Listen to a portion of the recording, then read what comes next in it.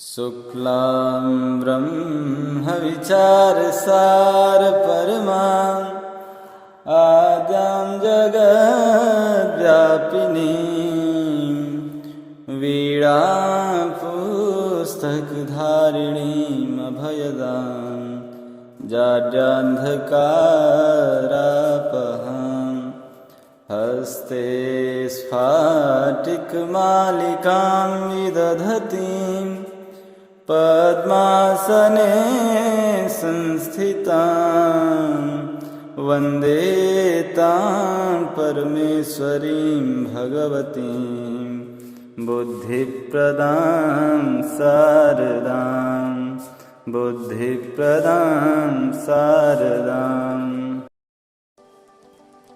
नमो नमः। गत कक्षा के अनुसार अभी आप प्रगृह्य संज्ञा को पढ़ रहे हैं। उसी पाठ को आगे बढ़ाते हुए आज आप रामकृष्ण कृष्णावमु और अमुकेत्र इसके आगे के रूपों को जानेंगे। तो आज प्रथम सूत्र है चादयो असत्वे। क्या सूत्र है? चादयो असत्वे। क्या कहता है यह सूत्र? अद्रव्यार्थाः चादयो निपाताः स्युः। अद्रव्यार्थाः चादयो निपाताः स्युः। अद्रव्यवाची चादि गणों की निपात संज्ञा होती है। अद्रव्यवाची चादि गणों की निपात संज्ञा होती है। अव्यय प्रकरण में दिया गया है च वा ह अह एवं नूनम सस्वत युगपत भूयस कोपत कुवित इत्यादि। ये चादिगण हैं। च है आदि में जिसके ऐसा जो समूह उसे चादिगण कहते हैं। तो ये चादिगण हुए। अब इन्हें ये जब अद्रव्यवाची हों तो इनकी निपात संज्ञा होती है। ये अद्रव्यवाची क्या है? तो उसके लिए पहले जानिए सत्वम द्रव्यम कहा गया है। सत्वम द्रव्यम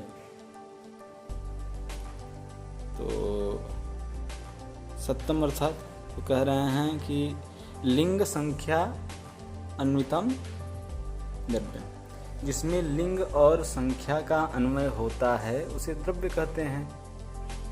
तो यहाँ अद्रव्यवाची की बात किया है, द्रव्यवाची की बात नहीं किया है। यहाँ अद्रव्य की बात कर रहा है। तो जिसमें लिंग और संख्या का अन्वय न होता हो ऐसे जो चादिगण हैं उनकी निपात संज्ञा होती है। समझ में आया? आगे चलते हैं। अगला सूत्र है प्रादयः। क्या है अगला सूत्र? प्रादयः। कह रहे हैं एते अपि तथा। क्या कह रहे हैं? एते अपि तथा।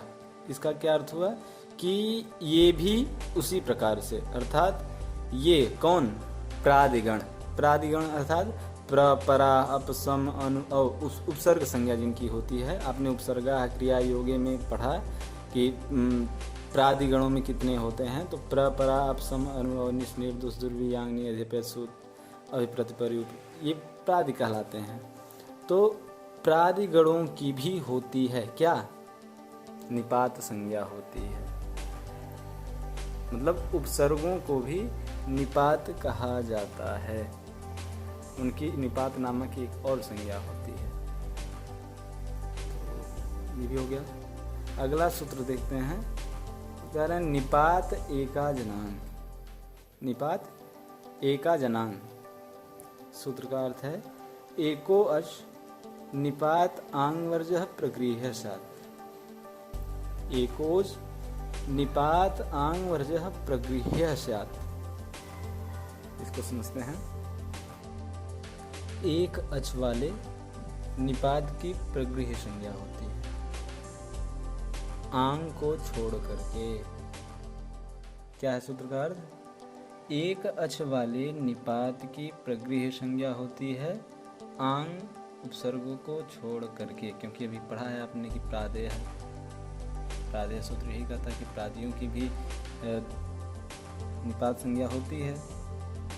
आंग में भी मकार की जब संज्ञा होती है तो उसमें एक ही अच है। आंग में भी कितना है? एक ही अच है, केवल आकार।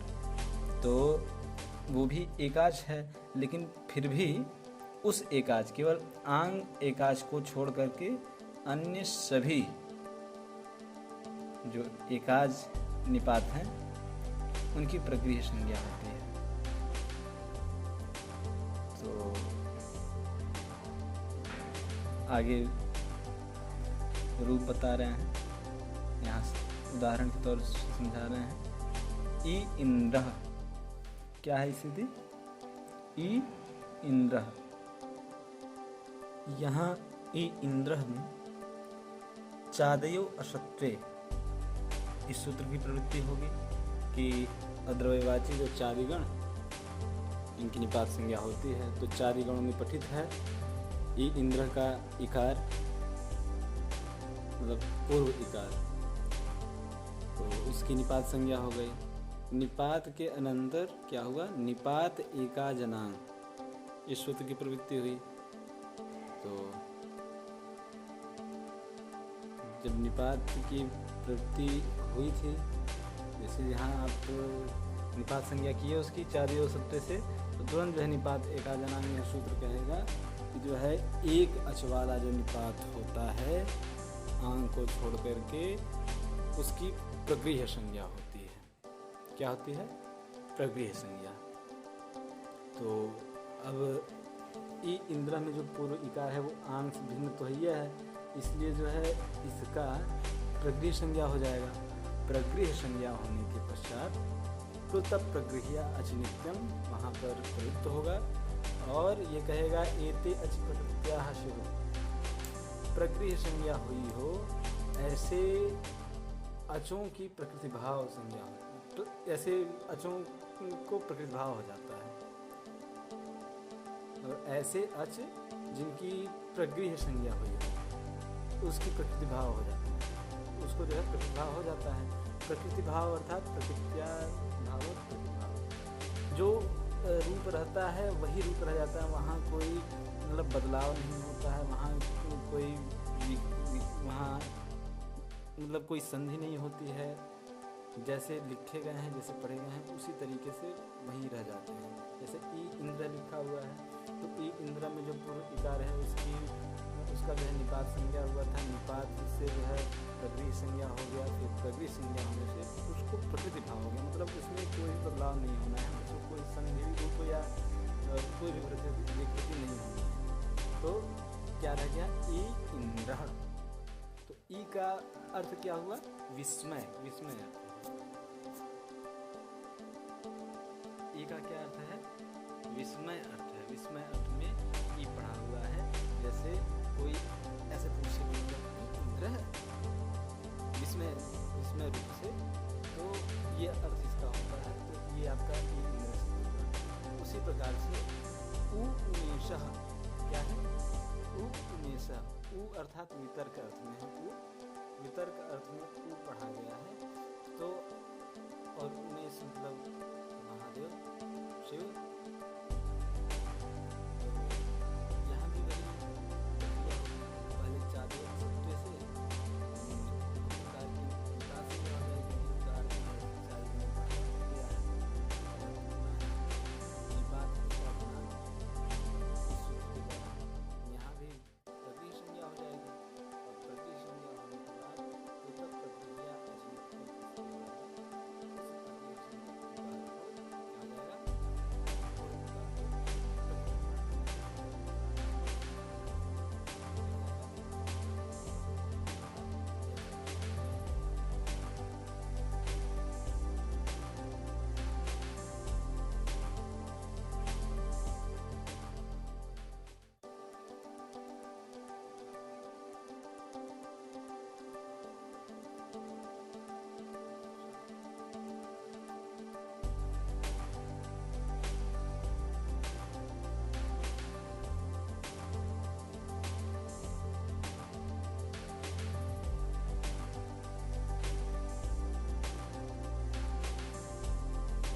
इसका अर्थ क्या बता रहे हैं कि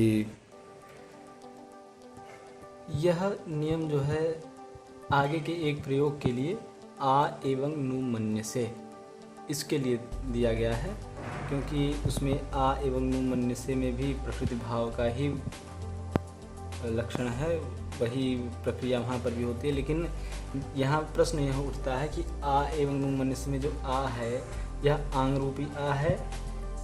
यदि आंग रूपी आ है तो इसकी प्रगृह संज्ञा नहीं होगी, और प्रगृह संज्ञा नहीं होगी तो प्रकृति भाव भी नहीं होगा, यहाँ संधि हो जाएगा। आ और ए में, आकार और एवं के एकार में, तो यहाँ संधि हो जाएगा। लेकिन फिर इसीलिए लिखा गया कि वाक्य स्मरणयो हो अंगित।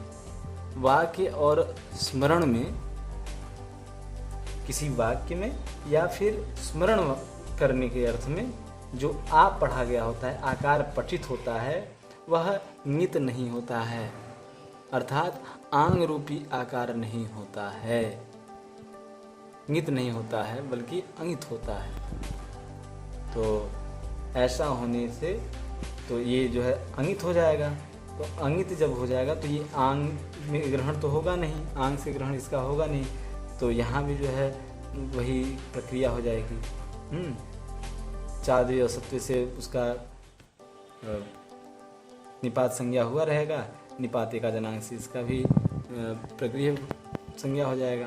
प्रगृह होने के बाद प्लुत प्रगृह नित्यम से क्या कहता है, प्लुत और प्रगृह जो होते हैं, ऐसे अच जो प्लुत हों या फिर प्रगृह हों, उनको जो है प्रकृति भाव हो जाता है, यहाँ भी हो जाएगा।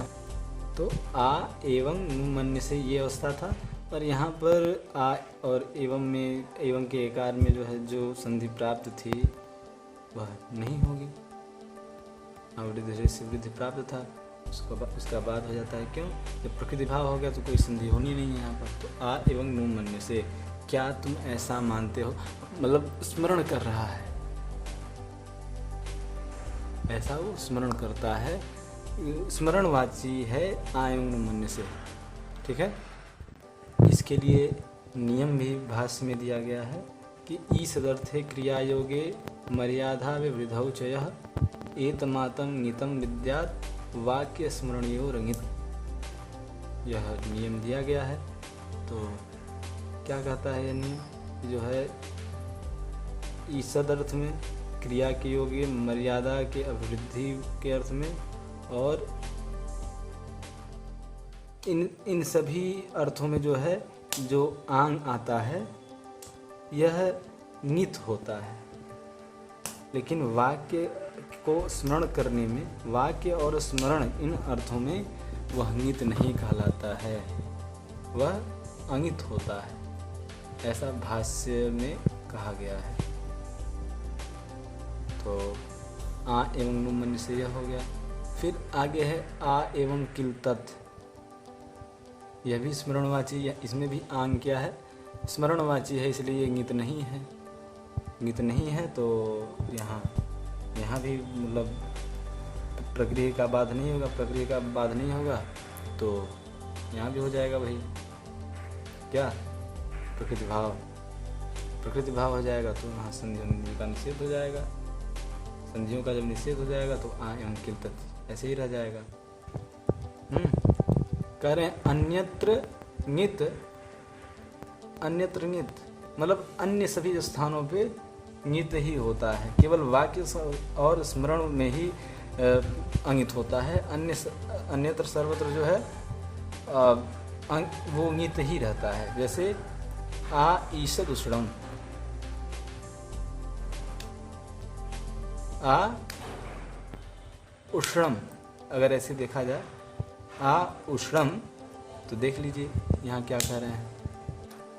तो यहाँ भी वही है आ उष्णम, जैसे आ एवं नु मन्य से में आ था, उसी तरह से यहाँ भी आकार है, फिर उष्णम है। परंतु यहाँ पर जो आ है वह स्मरण या वाक्य अर्थ में नहीं है, बल्कि यहाँ पर आ जो है वह ईसत अर्थ में है। किस अर्थ में है? ईसत अर्थ में है। तो आ उष्णम, अब यहाँ पर आकार है, आकार से परे उकार है, तो आकार और उकार में आद गुण है, इस सूत्र के द्वारा क्या होगा, गुण हो जाएगा। जब गुण का विधान होगा तो आकार का उच्चारण स्थान कंठ है, उकार का उच्चारण स्थान ओष्ठ है, तो ओदौतो कंठोष्ठम। ओकार का जो है कंठोष्ठ स्थान होता है, जबकि ओकार और औकार दोनों का होता है, परंतु गुणवाची ओकार ही है, तो आ और उ के स्थान पे ओकार एकादेश हो जाएगा, तो ओष्णम इस रूप की सिद्धि हो जाएगी। चलिए अगला सूत्र देखते हैं, ओत। क्या है सूत्र? ओत क्या कह रहा है? ओदंतो निपातः प्रगृह्य स्यात्। क्या कह रहा है?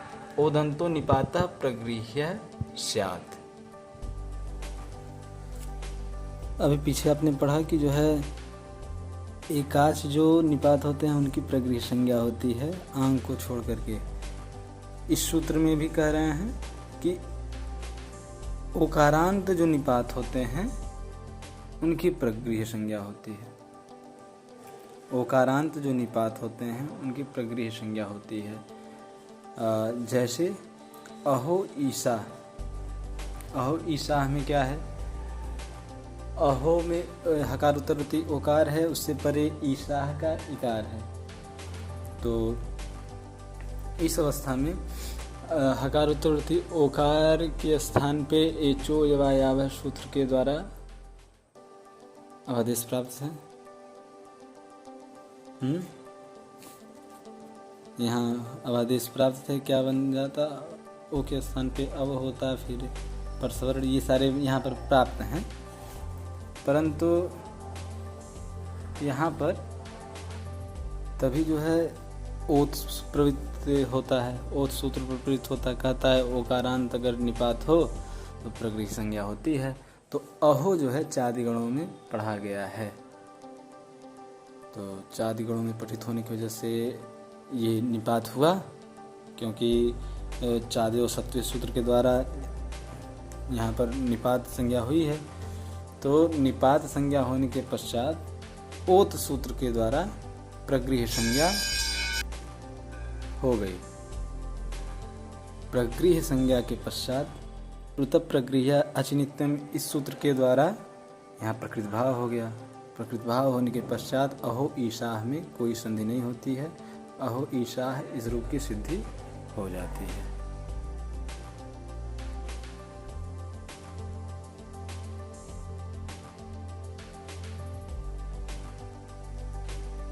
कृपया इस संस्कृत चैनल को सब्सक्राइब करें और इसे ज़्यादा से ज़्यादा प्यार दें।